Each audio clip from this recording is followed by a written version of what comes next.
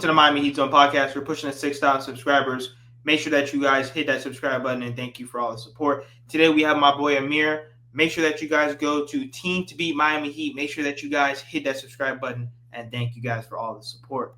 So Amir, the Miami Heat, they are on a 3-game win streak. They have snapped their 10-game losing streak. Now Davion Mitchell especially has been definitely contributing at a high level for the Miami Heat with his hustles. He's really hitting those 3-point shots, which a lot of people, they always said that he would struggle on the offensive end. But, he's playing his role. He's not doing too much. He's not really, doing too little. He's actually impacting winning, and I think that's one of the biggest things. So what do you think about Davion Mitchell and how he's been playing of late?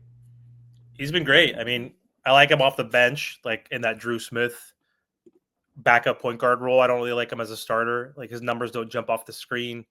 I don't think he's that guy for a reason. Like, guys don't get traded. What has he been on? 3 teams in the last 4 years, right? So it's like that typically doesn't happen in the NBA. Like, if you're an elite player, right? Or like a real good rotational player. Because I think he's a rotational player. That's what he is, right? I don't see him as a starting point guard. Like, if he's your starting point guard, then you need some superstars around him, right? Like, we need a Kevin Durant on this roster. We need better players. So in general, though, he's been great. Like, his defensive prowess has been amazing. His offensive efficiency has been like spectacular, like unexpected. He's shooting 48% from 3, which obviously is not going to last. But he's been on the team for 22 games. It's lasted for 22 games. That's a fourth of a season, right? That's 25% of the season. He's been shooting at 48% on 3 attempts. Like, no one expected that. And so I think his 3-and-D ability is huge, and he's looking like kind of like a floor general to a certain degree, right? Like, and I like him coming off the bench. I don't want him to be a starter, but for his costs, he's coming off the books as a free agent. He's making like $6.5 million, and if we give him like 7.9 or 8.7 million, somewhere in that range, I think is a good offer for someone as your backup point guard coming off the bench. Like, Terry Rozier is making $25 million this season and next. Like, think about his impact that he's had, like, compared to Terry Rozier. Terry Rozier is not even in our rotation, thank God, for the last, week or so. And like, imagine Davion, like how much more impact he's going to have for this Miami Heat team off the bench than Terry Rozier at $8 million, right? Like, super affordable. He is a restricted free agent, so anybody can match it. So hopefully no team out there wants him for like 12, 14, 15. Then if that's the case, you might have to let him walk, but at least the Miami Heat have an opportunity to match. And I think he wants to be here, right? So I think Davion wants to come back. So there's been, a lot of reports about even just a bunch of NBA players possibly on the trade block, even with the Boston Celtics. They're not going to be able to pay everybody in terms of Porzingis, and you have Drew Holiday. That's what Jake Fisher said to watch out. He says that people around the league believe the Celtics will eventually have to trade someone with Kristaps Porzingis and Drew Holiday as names to watch. And then also, too, same thing with Domantas Sabonis. He's not really sure where the Kings are headed, but what do you think about those 3 guys possibly on the trade block? Because I know a lot of people keep saying, oh, we need a star, Kevin Durant, Trae Young, but we have to be realistic. We have to first see what are we going to do with these first-round picks, even if we get them or not, whether we make the play-in tournament and then, we make it to the playoffs. So there's a lot of different things, but I know a lot of people are saying, Kevin Durant and Trae Young, but none of those guys are really guaranteed. If you're going to try to upgrade this roster, what type of role players do you want on this team? Like, how do you improve this roster? Like, where are some things that we need to pretty much improve in? Scoring, playmaking, but, who would you really want to see added to this team? Like, realistic starting point guard, backup center. So, like, someone better than Davion Mitchell. Like, a Drew Holiday is kind of a perfect example, but it's a little too late at this point. Like, I don't think it's going to move the needle enough. He's 34, soon to be 35, so you could see he is getting a little bit older. But, his role, like, they don't need him to do what he was doing, a season ago or 3 seasons ago when he won a championship with Giannis, right? Like, Derek White has emerged, who's also younger, right? Has more of that scoring capability. So he's been getting more shots. Peyton Pritchard, obviously young, 6th man off the bench. What is he, like 24, 25? And then, of course, you have your 2 main scorers and Tatum and Brown, right? And then, of course, Porzingis, when healthy, can put up 20 also. So his numbers are down. Holiday's numbers are down. And, He's playing only 30 minutes per game. So like his time minutes per game are going down 11 points per game, 4 rebounds, 4 assists, but he's still getting a steal. He's solid.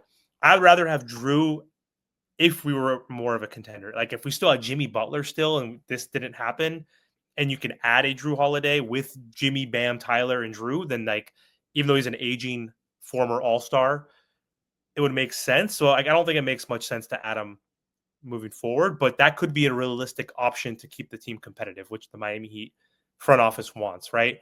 So getting someone like him, hypothetically, and then like a solid backup center like Clint Capella, who like is probably going to be gone, this season. Like he's like a backup now since what's his name, on Uehu or whatever. Like the whatever that guy's name is. He's the new starter for the Hawks. So if you can get like a Clint Capella and a Holiday, and then you keep Wiggins, you have Tyler, you have Bam, you have Khalil Ware. You hope Jaime wakes up and comes back, and we have Jovic still. Like we have like a kind of a blend of a young team with some good veterans in Bam and Wiggins, and a Holiday and a Clint Capella. Like that could be like a top 5 at best, probably kind of team. Like right, like you can get out of the play-in if that team is healthy. Like maybe like at 4 is probably the ceiling, right? Like maybe leapfrog the Pacers somehow.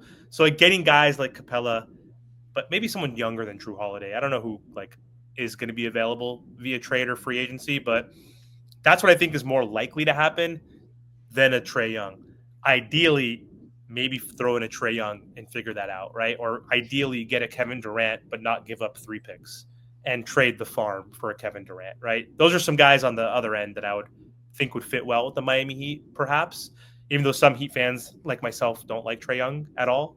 Because again, he's going to be hunted on defense, but his playmaking is elite. His 3-point shooting is elite. Like, I think him next to Bam and Ware could be sensational. Like, look at like what he's doing with a whole bunch of scrubs, right? Like, imagine like Clint Capella.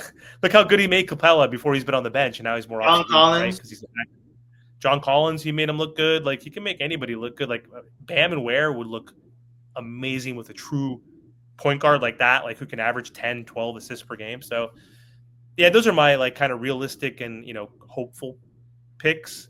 I don't know. What do you think? Like, who do you think is realistic that we can get, or even like hopeful beside outside of the Trae and Durant? Like, I know Anthony Edwards is our pipe dream, but like, who do you think is more realistic that we could sign like on the high end, like the superstar end, or like what is a more realistic kind of like point guard or backup center? Do you think anybody in mind? Well, I don't have anyone specific, maybe, but it's pretty much like what you said. We need a playmaking point guard. We're definitely going to need shooting because there's a lot of questions with this Miami Heat team. Are they going to trade Duncan Robinson next season? His contract is partially guaranteed. What are we doing with Duncan Robinson? Jaime and Jovic.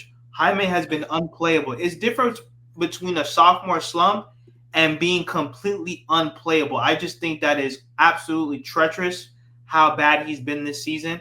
Same thing, with Terry Rozier. He's been awful. There's a lot of speculation now about maybe his focus isn't really all the way there. Who knows? But no one would have ever thought he would have played this bad of basketball. I just think that is what I don't understand about Jaime and Jovic. Other than that, like I said, as long as we're able to address the playmaking, which is huge, and then also to the size. I like Khalil Ware and Bam, but I would still maybe like another guy. It's like what you said. I think a Clint Capella would be perfect for this team because he's a veteran big man. He'll be able to still get minutes with Bam and Ware. And I just think that, yeah, Kevin Love is there, but he's more in that, Udonis Haslem role going forward. What do you think about, I looked it up. So Brooke Lopez, Julius Randle. I mean, Lopez is going to be more affordable than a Randle. Clint Capella is obviously up here on the list in that range. Naz Reid, there we go. Naz Reid's going to be a free agent. So Naz Reid, Julius Randle, teammates. Who's the other guy I said? Brooke Lopez is going to be like old, but he could still fit well like as a backup center, like right coming off for Khalil, someone who could still protect the rim, hit the three. He'd probably be the most like realistic. Him and Capella, right? But what do you think about Naz Reid or Julius Randle even? Like, I don't know how that would fit. Listen, Naz Reid, he's my man, but at the end of the day, I don't even see him leaving the Minnesota Timberwolves. Because at the end of the day, if you let guys like him walk away, why on earth would Anthony Edwards stay? It makes no sense. Why on earth, if you're going to get rid of all the role players, first of all, they didn't want to pay Cap. And I understand that they're a small market team or whatever the case may be, but if you want to appease Anthony Edwards, if you want to, him to think that you guys are about winning, you already let Cat go. If you let guys like Nas Reed go, which he's 6'9", great handle, good mid range. He's a great all around player. You can't let guys like him walk away, but he would be ideal on this Miami Heat team. That would be probably one of the best free agent signings that we've had in a very long time. But I'm definitely high on Nas Reed. I just don't think it's going to happen. Yeah, it's going to be tough. I think he likes playing there with Ant as well. So it just comes down to money, bro. Everything comes down to money. But guys, make sure that you guys hit that subscribe button. Make sure that you guys go to Amir's channel, Team to Beat Miami Heat. Thank you guys for all the support and hit that subscribe button.